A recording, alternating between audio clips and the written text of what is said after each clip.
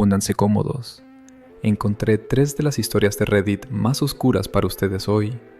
Dejen su like y suscríbanse si quieren más. Vamos a empezar. Si quieres más de esto con gente como tú, pásate por el Lost Footage Club y lee las publicaciones de nuestros miembros. El enlace está abajo. Soñé el funeral de una desconocida, y una semana después me llegó la invitación con mi nombre completo. Escribo desde una cuenta nueva porque tengo miedo y no sabía a quién más contárselo.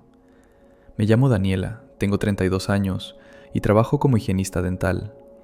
Vivo en las afueras, en un barrio tranquilo, con mi pareja Bruno. Llevamos años juntos y somos de costumbres, gente aburrida en el buen sentido. Mi vida es de lo más normal, turnos temprano en la clínica, una boca tras otra, limpiezas, sarro, esa rutina que ya hago casi sin pensar. Vuelvo a casa, ceno con Bruno y me duermo agotada. Nunca me pasa nada raro, de verdad. Por eso lo que voy a contar todavía no me cabe en la cabeza. Hace unos 10 días tuve un sueño muy nítido, de esos que se sienten reales. Estaba en el velorio de una mujer a la que no había visto en mi vida. Recuerdo un nombre formado con flores en una corona, una capilla pequeña que no conocía, con un olor dulce y pesado a azucenas, y un retrato enmarcado de una desconocida que me miraba de frente. Me desperté inquieta, con el corazón acelerado y la boca seca, pero me lo quité de encima pensando que era el estrés del trabajo. Ni siquiera se lo conté a Bruno. 8 días de silencio. Ese fue todo el tiempo que algo tardó en responderle. Pasaron esos 8 días sin que volviera a pensar en el sueño, y entonces, una tarde al volver de la clínica, abrí el buzón como cualquier otro día. Entre las facturas había un sobre que no encajaba, cartulina color crema, gruesa, cara al tacto. Iba dirigido a mí con mi nombre completo, el legal entero, ese que casi nadie usa ni conoce. Lo abrí ahí mismo, de pie en el portal, sin esperar a subir. Era una invitación impresa a un funeral, el mismo tipo de capilla, el mismo nombre de antes, la misma sensación exacta que tuve dormida. Le di la vuelta al recordatorio y vi la fotografía enmarcada en el centro. La reconocí al instante porque era mía. Era la foto de mi perfil en la página de la clínica, retocada apenas, pero con los ojos cambiados a un color que no es el mío, un azul frío que nunca he tenido. Y debajo, como pie de la imagen, había un nombre que no era el mío, sino el de la mujer muerta de mi sueño, Aitana. Me quedé quieta en el portal, con el sobre temblándome en la mano, entendiendo despacio que una desconocida a la que solo había visto dormida ya llevaba mi propia cara puesta en una esquela. Esa misma noche le enseñé la invitación a Bruno en la cocina. La giró un par de veces, la miró contra luz y soltó una risa nerviosa. Me dijo que era una broma de mal gusto o alguna campaña rara de una funeraria buscando clientes, que de esas cosas se mandan a montones y que la tirara a la basura y me olvidara. Lo intenté. De verdad cogí el sobre para meterlo en el cubo y no pude.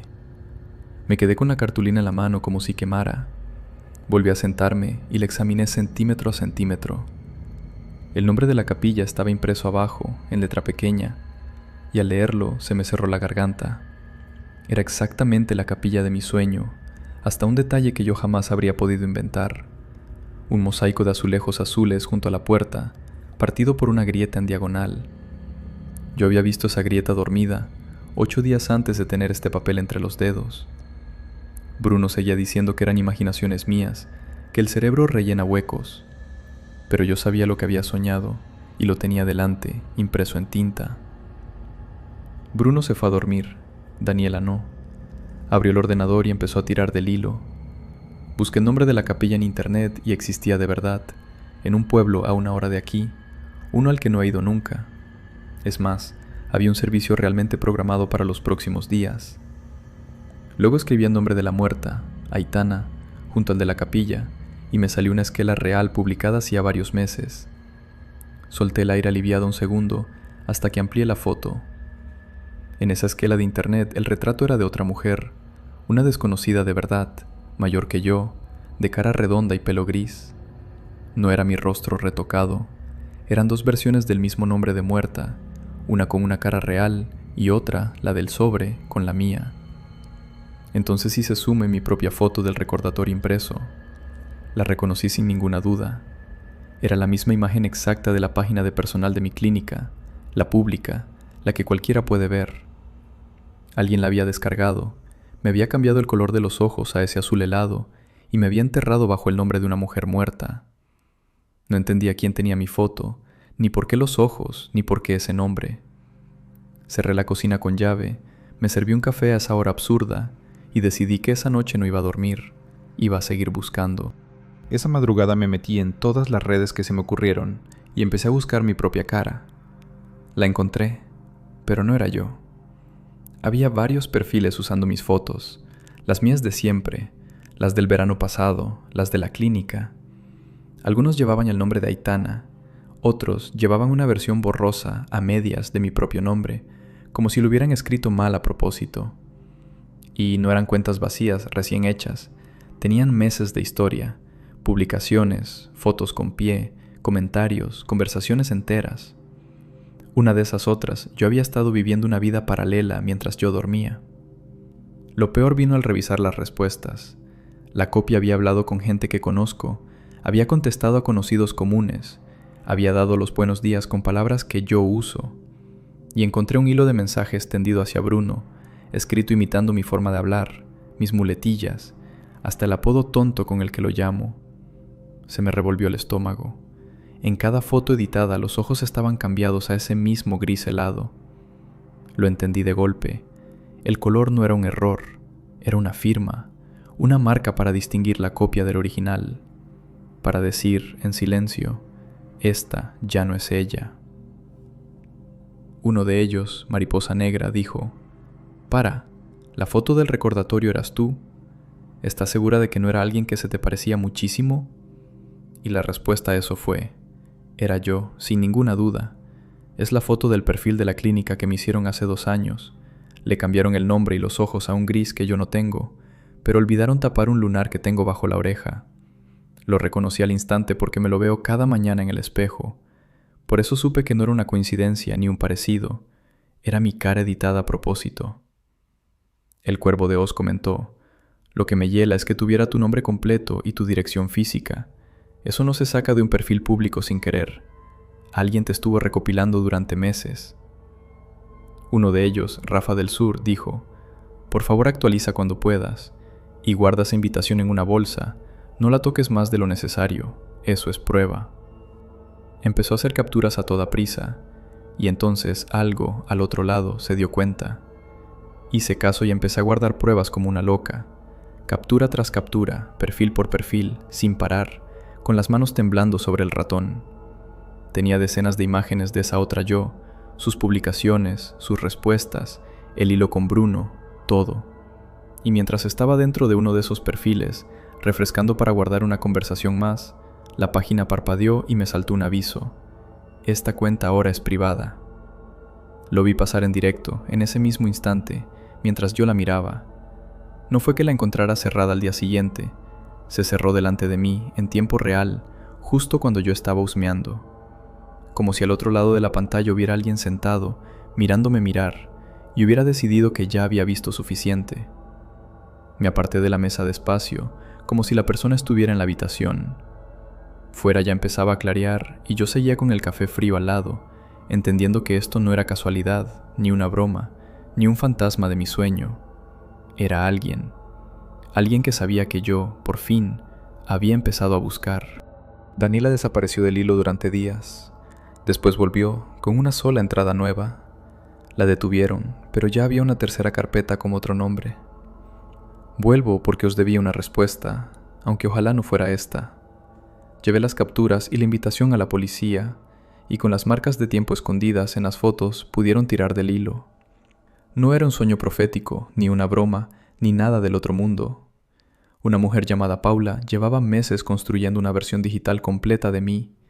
Cuentas falsas, fotos robadas y editadas, hasta una esquela inventada. Y no era la primera vez. Antes lo había hecho con Aitana, una mujer real, de carne y hueso. Le borró su vida en internet, la fue reemplazando perfil por perfil, y cuando Aitana vio cómo otra ocupaba su nombre y su cara, se quitó la vida. La invitación al funeral era su firma.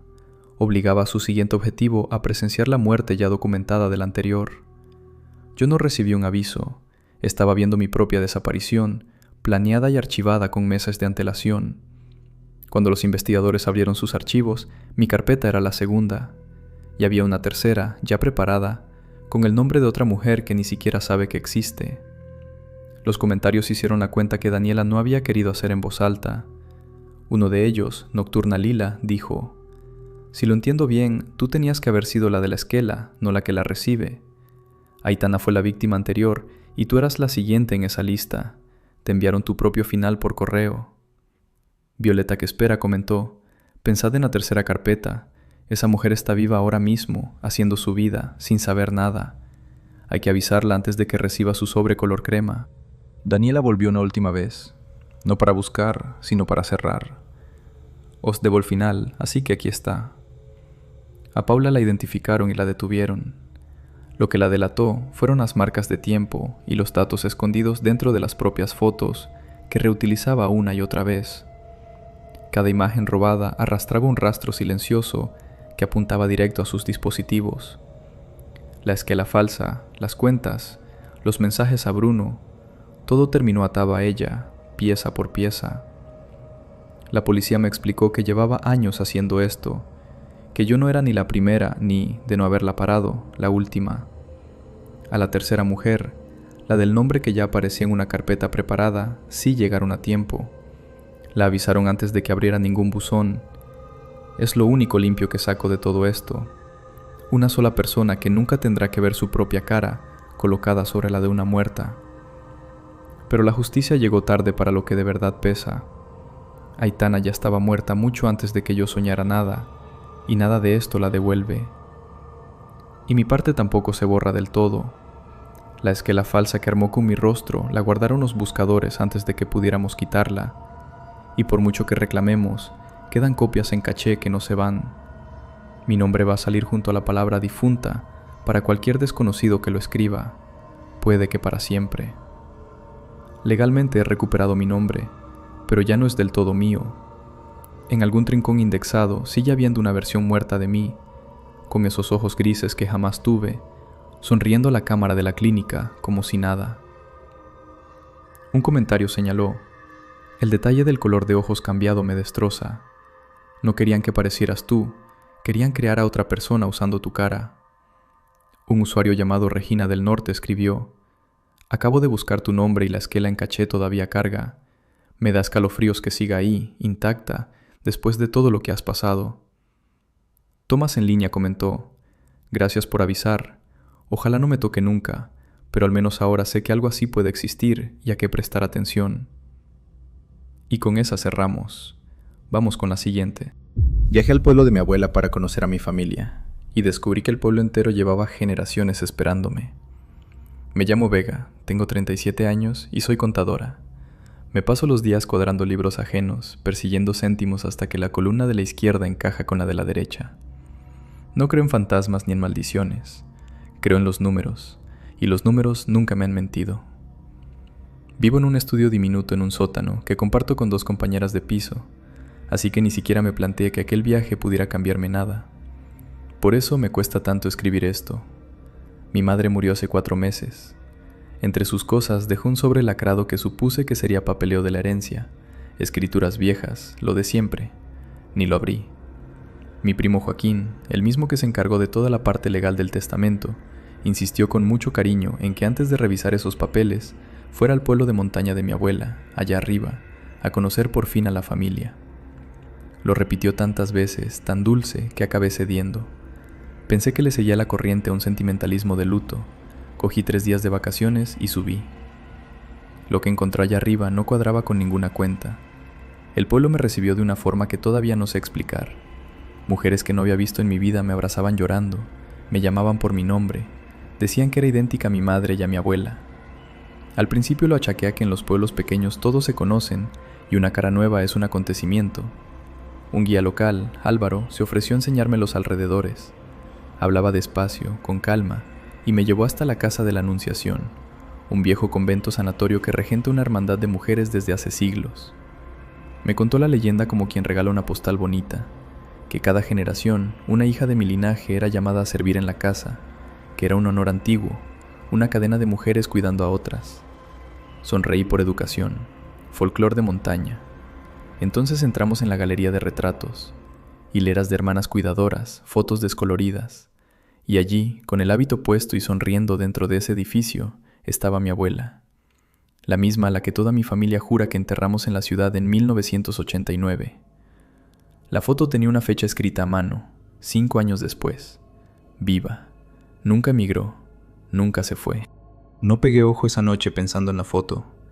Le di vueltas como a un asiento descuadrado. Una abuela, enterrada en 1989, no podía estar sonriendo con hábito 5 años más tarde. Tenía que haber un error en la fecha, una hermana parecida, cualquier cosa. Pero yo me gano la vida detectando justo eso, las cifras que alguien escribe para que parezcan otra cosa. Y aquella fecha estaba escrita con demasiada firmeza. A la mañana siguiente miré el pueblo de otra manera. La ternura ya no me parecía hospitalidad. Una panadera me dio el pan sin cobrarme y me dijo el nombre de mi madre, Carmen, y el de mi abuela, Pilar, sin que yo los mencionara. Una anciana me tocó la cara y susurró que llevaban mucho tiempo esperándome. No me miraban como una forastera curiosa. Me miraban como se mira a alguien que por fin vuelve a casa después de años. Y yo nunca había puesto un pie allí. Lo que ella tomaba por cariño era reconocimiento. La diferencia tardó poco en empezar. Busqué a Álvaro para que me explicara la foto. Volvió a la leyenda con esa calma suya de agua quieta. Me dijo que en cada generación de mi linaje, una hija era llamada a servir en la casa, que no era una carga sino un honor, una cadena de mujeres que se cuidaban unas a otras desde hacía siglos. Cada vez que yo preguntaba por mi abuela en concreto, él deslizaba la respuesta hacia lo general, hacia lo bonito. Nunca mentía del todo, solo rodeaba. Esa tarde me presentó a Rubén, el director de la casa. Me tendió las 2 manos como si me recibiera de vuelta, no por primera vez. Antes de que yo dijera nada, me llamó Vega. Dijo que mi habitación ya estaba lista, que la habían preparado con tiempo. Yo no había avisado de ninguna habitación. Yo había subido por 3 días, con una mochila, sin reservar nada. Intenté cuadrarlo como amabilidad de pueblo, gente que se vuelca con la nieta de los suyos, pero mi cabeza ya estaba sumando en silencio. Un cuarto preparado de antemano, mi nombre en su boca antes que en la mía, una abuela muerta que seguía respirando en una pared, demasiadas casillas llenas para una visita que yo había decidido sola, de un día para otro. Nada de aquello me cuadraba, y yo sé cuándo unas cuentas están amañadas. Esa noche no pude dormir, pero no fue el miedo lo que me sacó de la cama, fue la costumbre. Cuando unas cuentas no cuadran, yo no descanso hasta encontrar el asiento que falta. La casa estaba en silencio y la puerta del archivo no tenía llave echada. Entré. Eran estanterías y estanterías de tomos encuadernados en piel, libros de donaciones que cubrían más de 100 años. Los abrí con manos de contadora, buscando el patrón, y el patrón estaba ahí, ordenado, repetido, imposible de negar. Cada generación, las mismas familias del pueblo entregaban una dote a la casa, no donativos sueltos, cantidades fijas, en fechas marcadas, apuntadas con la misma letra cuidada durante décadas. Apellidos que yo conocía, el mío entre ellos, una y otra vez, bajando por las páginas como una columna que nunca dejaba de sumar. Y luego encontré las actas de defunción, mujeres muertas, certificadas, firmadas. Reconocí varios nombres de mi propia sangre, pero yo ya había caminado el cementerio del pueblo esa misma tarde, contando lápidas por puro hábito, y los números no cuadraban. Había muchísimas más muertas en papel que tumbas en la tierra. Faltaban cuerpos. La muerte de mi abuela en 1989 dejó de parecerme un error. Era una entrada más en un libro que llevaban cuadrando desde hacía generaciones. No era leyenda, era contabilidad. Hice fotos con el teléfono, página tras página, las manos temblándome tanto que tuve que repetir varias. Las dotes con mi apellido, las actas sin tumba, la letra que se repetía siglo tras siglo como si una sola mano lo hubiera escrito todo.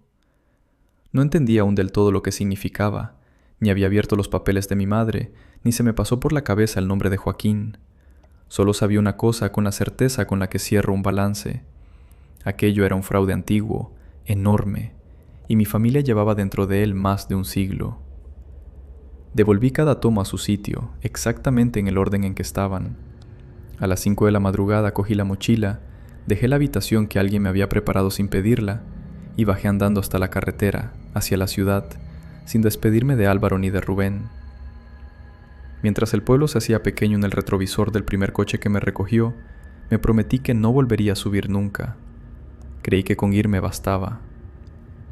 Un comentario señaló: como alguien que también revisa libros, las dotes recurrentes, pagadas por las mismas familias durante décadas, no son donaciones. Eso es un pago programado. Por favor, cuida ese papel que heredaste. Un usuario llamado Marea Baja escribió: creo que el guía te eligió en cuanto reservaste el viaje. Era demasiado servicial para ser casualidad. La autora respondió: tienes razón solo a medias. Álvaro no me eligió. Ya tenía mi expediente abierto sobre la mesa el primer día. Lo vi. Me llamó la que volvió, antes de que yo dijera mi apellido. Y cuando le pregunté cómo lo sabía, se rió y dijo que en el pueblo lo sabían desde antes que yo. Volvió a escribir 3 semanas más tarde, y lo que contó cambiaba todo lo anterior. La carta que encontré bajo la puerta 3 semanas después. Volví a mi estudio del sótano, convencida de que con la distancia bastaba. Tenía las pruebas, o eso creía. Lo primero que hice al llegar fue buscar las fotos del archivo. No estaban, ninguna.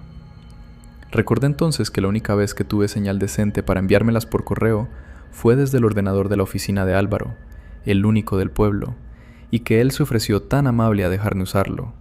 El correo nunca salió. Alguien lo borró antes.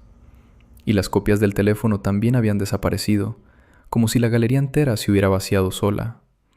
Me dije que daba igual, que yo lo había visto y eso nadie me lo quitaba. Mis compañeras de piso me notaron rara semanas enteras. Casi lo había enterrado cuando, una mañana, encontré un sobre liso bajo la puerta, sin sello, sin remite, sin matasellos. Un sobre que de ninguna manera podía haber llegado hasta un sótano de la ciudad por correo normal.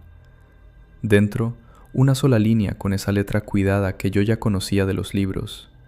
Te esperamos cuando estés lista.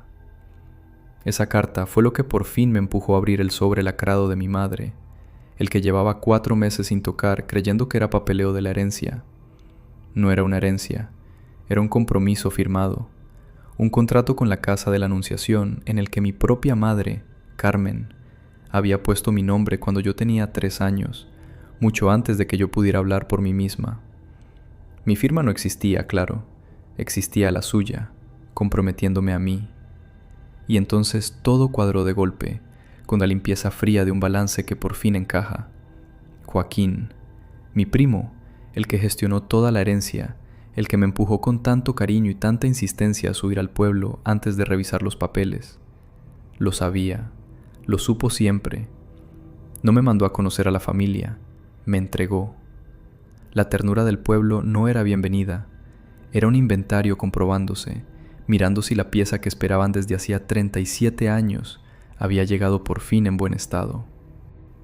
Uno de ellos, el viajero que vuelve, dijo: lo que más miedo da es que no haya nadie persiguiéndote.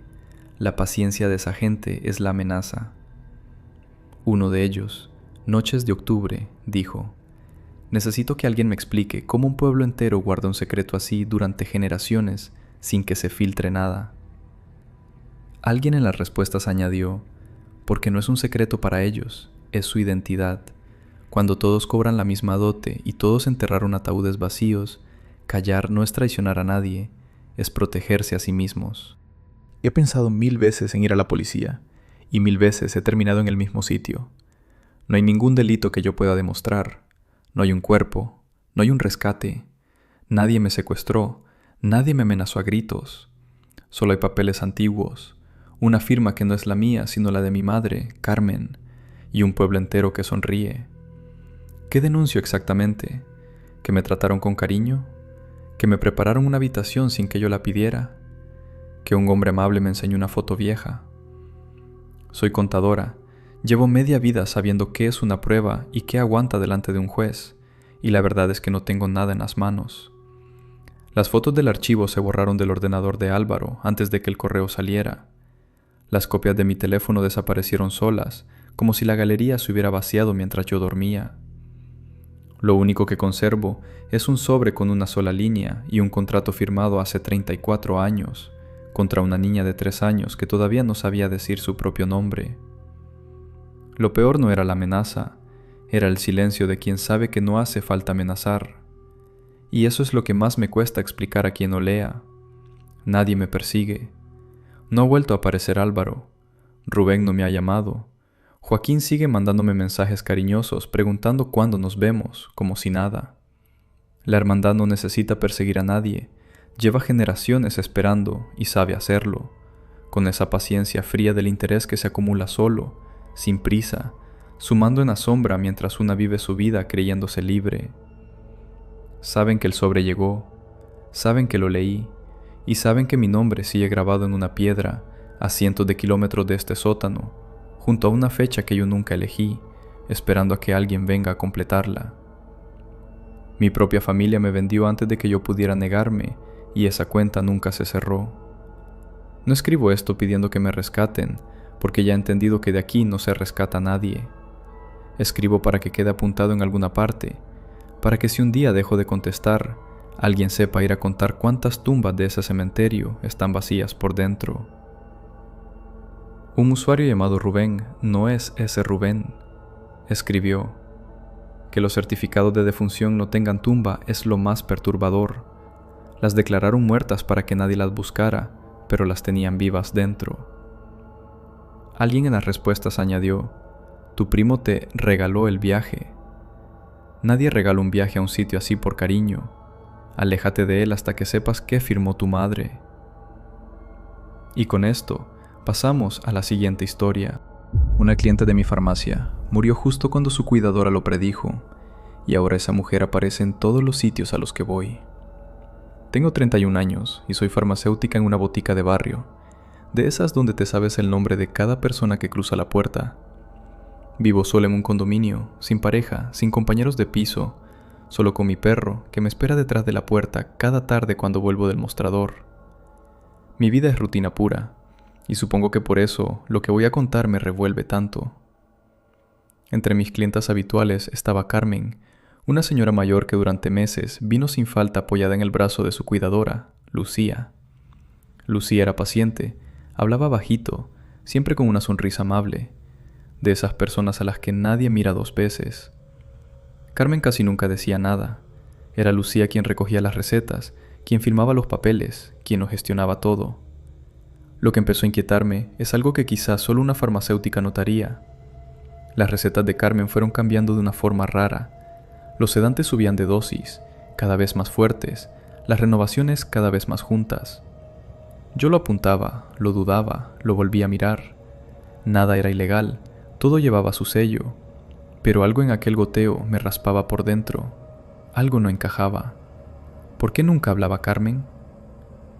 Una tarde cualquiera, mientras le tendía la bolsa con la medicación, Lucía se inclinó hacia mí con esa sonrisa dulce de siempre, y con una calma que todavía me eriza la piel, me dijo que Carmen iba a descansar antes de que terminara el mes. El día 22, dijo, como quien comenta el tiempo que va a ser el fin de semana. No le di importancia en el momento. Pensé que era el cansancio de quien cuida a alguien que se va apagando. Carmen murió el día 22, exactamente ese día. Me enteré por otra cliente a la mañana siguiente, y se me quedó el cuerpo frío sosteniendo el teléfono detrás del mostrador. Y esa misma mañana, al levantar la vista hacia el cristal del escaparate, la vi. Lucía estaba sentada en el banco de enfrente, justo delante de la farmacia, quieta, mirándome a través del vidrio sin entrar, sin saludar, sin moverse, solo mirándome. Aquella imagen en el banco no se le iba de la cabeza. Pasé los días siguientes repasándolo todo una y otra vez, como quien revisa una cuenta que no le cuadra. Lo que más me perseguía no era la muerte de Carmen en sí, sino la calma con la que Lucía había nombrado la fecha, el día 22, sin titubear, sin un gesto de pena, igual que se dice que va a llover el jueves. La gente no habla así de alguien a quien cuida. Y luego estaba lo otro, lo que me carcomía por dentro como farmacéutica. Yo había despachado con mis propias manos cada uno de esos sedantes que iban subiendo de dosis, mes a mes, hasta volverse fuertes de verdad. Yo había sellado esas recetas, yo se las había entregado a Lucía en su bolsita, una y otra vez. Por las noches me preguntaba si, sin saberlo, había puesto en sus manos justo lo que terminó apagando a aquella señora. Intenté razonarlo, como hace cualquiera que no quiere volverse loco. Me dije que una cuidadora con años de oficio reconoce el deterioro, que sabe leer en un cuerpo cuando se acerca al final, que a lo mejor solo era experiencia, que coincidió sin más. Casi me lo creí, y entonces empezó a verla en todas partes. La primera vez fue en el supermercado, 2 pasillos más allá, quieta entre las estanterías, con esa misma sonrisa serena clavada en la cara. No me dijo nada, solo me miró por encima de las latas y siguió a lo suyo. Me convencí de que era casualidad, al fin y al cabo todos comemos. Pero luego apareció en la parada del autobús que cojo cada mañana para ir a la botica, sentada al fondo como si llevara horas esperando. Y unos días después estaba en la esquina por la que paso siempre, apoyada en la pared, paciente, sin acercarse, sin hablar, sin hacer absolutamente nada que yo pudiera contarle a nadie sin sonar paranoica. Empecé a cambiar cosas pequeñas. Salí un poco más tarde, daba un rodeo, cogía otra calle. Y aún así, cada pocos días, ahí estaba ella a lo lejos, con la misma sonrisa mansa de quien tiene todo el tiempo del mundo. Volví a casa, mi perro me recibía moviendo el rabo, y yo cerraba con llave sintiendo algo que no sabía nombrar todavía. No era miedo del todo, era la sensación de estar siendo estudiada, anotada, guardada en algún sitio. Lo que al principio me parecía mala suerte, empezó a tener un patrón que me costaba seguir negando. La vi rondando cerca de mi edificio, el condominio donde vivo, parada en la acera de enfrente, como si esperara a alguien que no llegaba nunca. Y una mañana, mi único día libre de toda la semana, salí a pasear al perro y allí estaba ella, en el parque pequeño de la esquina, sentada, tranquila, como si supiera de antemano que ese día yo no iba a la botica. Esa precisión ya no se la podía colgar a la casualidad. Lo comenté con una compañera del trabajo mientras reponíamos un pedido. Le conté lo de la fecha exacta, lo de los bancos, lo del parque. Me miró con cara de pena y me dijo que estaba trabajando demasiado, que una pobre cuidadora de ancianos sentada en un banco no era ningún delito. Hasta pensé en llamar para denunciarlo, pero me imaginé diciéndolo en voz alta. Una señora amable que sonríe y no se acerca. Me iban a tomar por loca. Y ahí está lo que más rabia me da. Nadie se la toma en serio porque la amenaza tiene la cara más dulce y más confiable que existe, la de la mujer que cuida a los que se mueren. Vivía sola con su perro. No había nadie en casa que pudiera decir, yo también la vi. Alguien en las respuestas añadió, el hecho de que te diera la fecha exacta antes de que pasara no es intuición de cuidadora, eso es alguien que sabe lo que va a hacer. Un usuario llamado Rodri Sin Filtro escribió, si las recetas escalaron así, hay un rastro en el sistema. Guarda copias antes de que desaparezcan.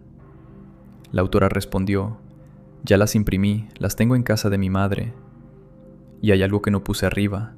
2 de los cambios de dosis los pidió Lucía por teléfono, haciéndose pasar por la sobrina de Carmen, con un nombre que no existe.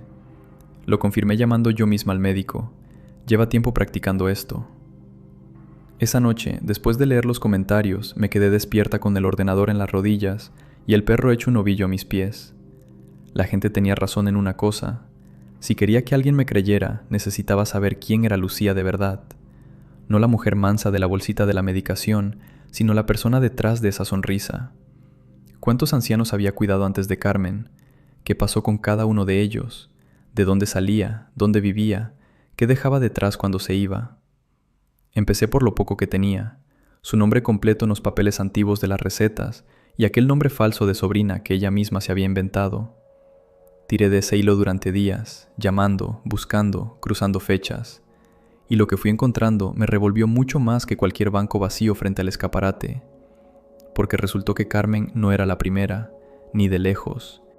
Tardó unos días en volver, y cuando lo hizo no venía con respuestas tranquilizadoras. Está en el piso de enfrente y mi perro no deja de ladrar a la puerta. Vuelvo porque lo que encontré me dejó sin aire y porque la cosa se ha acercado más de lo que jamás imaginé. Tiré del hilo del nombre de Lucía durante días, cruzando esquelas, registros y los papeles viejos de las recetas. Resulta que Carmen le dejó su piso. Lo heredó ella, la cuidadora. Y cuando seguía escarbando, vi que no era la primera vez. Antes de Carmen hubo 2 ancianos más a los que cuidó, los 2 solos, sin familia cercana, y de los 2 salió ella con algo debajo del brazo, una herencia, un piso, una cuenta. Siempre la misma historia mansa, siempre la mujer dulce que estuvo al lado hasta el último suspiro. Pero lo que me hizo soltar el teléfono fue lo último. Lucía acaba de empezar a trabajar como cuidadora interna de Iván, mi vecino del rellano, el señor mayor que vive justo en la puerta de enfrente de la mía. Ya no la veo a lo lejos en un banco, duerme a unos metros de donde duermo yo, y lo peor es lo invisible que es todo. Sus papeles están limpios, sus referencias son inmejorables, porque cuidar a viejos que se mueren es lo más inocente del mundo. La amenaza ya no la seguía por la calle, compartían el mismo rellano.